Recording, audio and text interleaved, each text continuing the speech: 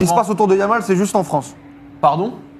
Ce qui se passe autour de Yamal, c'est juste en France. Non, et dans Qui dit une ça et dans une Sur le non, chat. et surtout Non, dans ça une ville. m'étonnerait bien au Non, contraire. et dans une Je pense ville- même que c'est exacerbé en Espagne. Et surtout dans une ville bien localisée en Espagne. Voilà. Bah oui. Lamine Yamal. Alors, ce clivage autour du Barcelonais, les gars, on a l'impression que ça a atteint un peu un niveau, je vais pas dire inédit, mais ça nous interpelle et donc on voulait un petit peu en parler. Et déjà, est-ce que vous ressentez ça? Ce côté, les positions se radicalisent sur le joueur. En gros, c'est un peu, Il y a un clivage. soit on l'aime, soit on le déteste. Il n'y a plus trop de juste milieu. Est-ce que ça, c'est quelque chose que vous ressentez ou pas? Mais ce qui est dommage, c'est qu'il y a aussi la course au Ballon d'Or qui fait que... La rivalité aussi avec le Real, La rivalité par avec le Real, il y a son été, il y a pas mal de clubisme et de joueurisme dans ce débat-là. Donc en fait, pour critiquer Yamal, il faut encenser Dembélé, Mbappé ou Vinicius. Il faut... dire qu'il est mauvais parce qu'on est de l'autre côté. Il est tellement fort qu'on n'a pas envie qu'il soit tellement fort. Il y a pas mal de postures. Il y a pas mal de postures là-dessus. Moi, je trouve ça dommageable parce qu'on est en train de se prendre, moi je l'ai déjà dit, mais l'élu qui, sans problème physique, va martyriser le football sur les 15 prochaines années. Même s'il faudra être attentif, et on en a déjà parlé, à l'extra-foot. Mais dès qu'il met les pieds sur le terrain de football, je suis Toi, désolé. tu penses que par rapport à ce qui est vraiment le terrain, le terrain, toi, tu penses qu'il met tout le monde d'accord? mais oui, c'est un joueur qui ne peut pas être... comme disait Grégory Schneider, il y a un moment donné, tu mets un short, quoi. C'est-à-dire que tu mets un short, et puis il y a des matchs, puis tu as une télécommande, et tu allumes ta télé, et puis tu vois sur le premier contrôle. Alors, et pour le coup, après, c'est problématique avec Yamal, c'est que maintenant, il n'y a plus de demi-mesure, même dans les débats foot.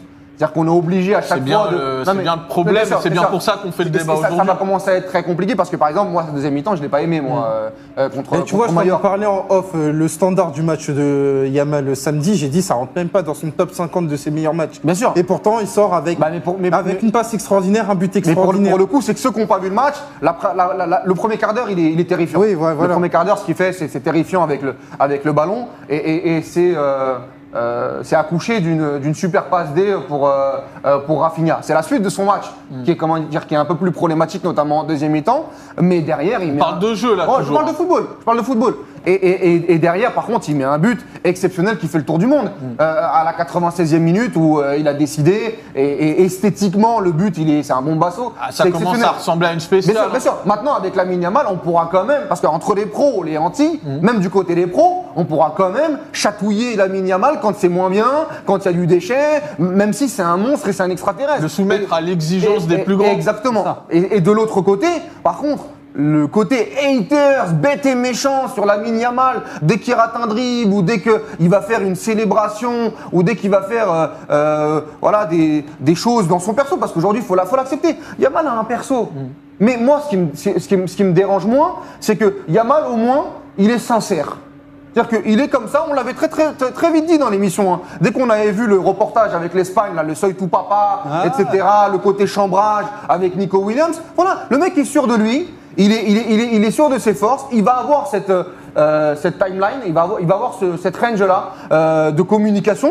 Ben non, t'aimes ou t'aimes pas, chacun fait sa propre opinion, mais de là à taper dessus inutilement et surtout d'oublier ce qu'il peut faire sur un terrain de football et surtout oublier l'ego de ces mecs-là, parce que tous les grands joueurs ont toujours eu des très très gros égos. Il y en a qui l'ont montré. Et il y en a qui ne l'ont pas montré en termes de communication. Lui, il le montre. Voilà. Restons quand même sur le terrain et n'allons pas sur des débats. Najim, j'aimerais bien t'entendre, toi, justement, sur ce clivage. Toi, déjà, est-ce que toi aussi, tu ressens que ça devient de plus en plus radical? En gros, soit t'aimes, soit tu détestes, mais qu'il n'y a plus de juste milieu. Et comment tu l'expliques? Parce que finalement, il y a encore 5-6 mois, il n'y avait pas de commentaires aussi violents sur lui, on lui reprochait pas forcément son attitude. J'ai l'impression que quelque chose a changé. Toi, est-ce que tu le ressens et comment tu l'expliquerais? Je suis d'accord avec toi, il y a évidemment un clivage, il y a les pour et les anti, mais quelque part ça ne me surprend pas. Quelque part, ça ne me surprend pas parce qu'on parle d'un jeune joueur qui a tellement tout cassé en l'espace de 2 ans. Le gars, il a gagné l'Euro. Aujourd'hui, il fait partie des favoris pour le C'est la Ballon d'Or. réussite qui suscite. Bien sûr, pour moi, oui. Bien sûr, c'est la réussite, la médiatisation qui va avec. Le fait aussi, Walid en a un petit peu parlé tout à l'heure, il joue au Barça. Quand tu joues au Barça ou au Real, s'il jouait à Liverpool ou à City, je pense qu'il ne serait pas aussi clivant. Je veux dire que le fait de jouer dans ces clubs-là, tu as tout de suite une grande partie d'antagonisme par rapport à d'autres clubs un peu plus consensuels. Exactement. c'est les clubs les plus médiatisés au monde et on sait qu'il y a une immense rivalité également entre le Barça et le Real. Nous, on l'a vécu de plein fouet, hein. On est de la génération Messi-Ronaldo. Il y avait des débats enflammés sur Messi ou Ronaldo, les anti-Messi, les anti-Ronaldo. Donc, Et pourtant, Messi n'avait pas besoin publiquement En plus. de. Il a jamais dit publiquement. Il avait pas la communication personnage. et le personnage de Ouais. Yamal. Et pourtant, Et pourtant, il y avait des anti-Messi. Il y avait des anti-Messi, mais Exactement. par rapport à l'antagonisme C'est pour ça. le football. Donc là, aujourd'hui, forcément, les supporters du Real qui sont un peu dans le clubisme, parce qu'attention, il ne faut pas tous les mettre non plus dans le même sac. Hein, tu as des supporters du Real qui affectionnent peut-être Yamal et qui arrivent à être objectifs. Mais ceux qui vont être un petit peu dans le clubisme, etc., dès qu'il va y avoir un petit pas de côté, forcément, ils vont s'en servir pour pouvoir parler en mal Et de donc Yamal. ça, c'est de la posture. C'est de la par posture. rapport au clubisme. Toi, C'est tu de la penses posture. pas que Pour ça moi, a à c'est voir ça. avec sa personnalité Pour ou moi, son c'est style surtout de ça. jeu? Non, pour moi, c'est surtout de la posture par rapport au clubisme. C'est pas par rapport Après, il y a à la communication aussi, parce La que communication aussi, quand mais tu as ça- cette communication-là, tu vas être attendu au tournant. Mais Bah, c'est tu le t'exposes. Oui, mais c'est le football. Hein. Oui, mais la vérité, c'est que même par rapport à sa communication, si tu grattes un peu, généralement, la plupart des gens, si tu grattes un peu, c'est des supporters du Real ou alors, comme l'a dit Walid, sont des personnes qui sont plus dans une posture par rapport à la course au Ballon d'Or. Mais des personnes qui sont neutres, un supporter de la Juve, du Bayern ou de Liverpool, moi, je pense en tout cas qu'ils vont pas avoir. Même dans l'opinion ils vont publique pas y aujourd'hui. aller. Mais c'est normal, Najim, et lui, il va C'est l'assumer. normal. Encore une fois, il veut rouler sur le football et il le fait, il a toutes les qualités pour. Mais demain, si pendant 2-3 ans, il a une sortie de route ou pendant 6 mois, etc., bah sa là, oui. communication, elle sera mise en avant par rapport à ses bah ça, oui. performances. Ah, bah ça, S'il oui. l'assume pas. Mais ça, Bien encore sûr. une fois, moi, ça me dérange pas. Je préfère des mecs nature peinture. Tu vois, par exemple, il y avait beaucoup de débats avec Mbappé là-dessus. Où Mbappé, par rapport à sa communication, moi, Et pour son moi, image a changé, pour Mbappé. pour moi, je suis persuadé que c'est la communication d'Mbappé qui a fait que, sur ses agissements, que quand c'était moins bien, les mecs, ils y sont allés. Pas son style de jeu, pas son Mais foot. aussi, après, si, il y a eu son style. Après, t'aimes ou t'aimes pas Mbappé par rapport à ce qu'il génère sur le terrain. Mais tant qu'il était performant, tant que le terrain était présent, il y avait des critiques, mais beaucoup moins fortes que quand les performances n'étaient plus là. Mais ça, Yamal, encore une fois, il va falloir qu'il l'assume. Et je pense qu'il l'a intégré.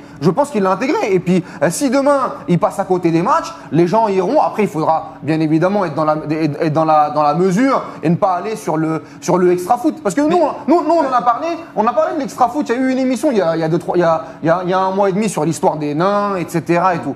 Bah, c'est quand il y a eu l'officialisation de son renouvellement. Moi, j'en ai de un peu contrat. parlé, mais moi, j'avais dit quoi? Vivement qu'il redevienne footballeur, pour qu'on arrête d'en parler. Moi, c'est juste ce qui me fait peur sur l'extra-foot, c'est comment, comme un Neymar ou comme autre, comment il va gérer ça. Et moi, je souhaite que ça n'impacte pas son football. C'est juste ça, la crainte. Mais par contre, moi, encore une fois, ce qu'il fait ailleurs, si ça n'impacte pas ses performances sur le terrain, en vérité, j'en ai rien à faire, tu vois.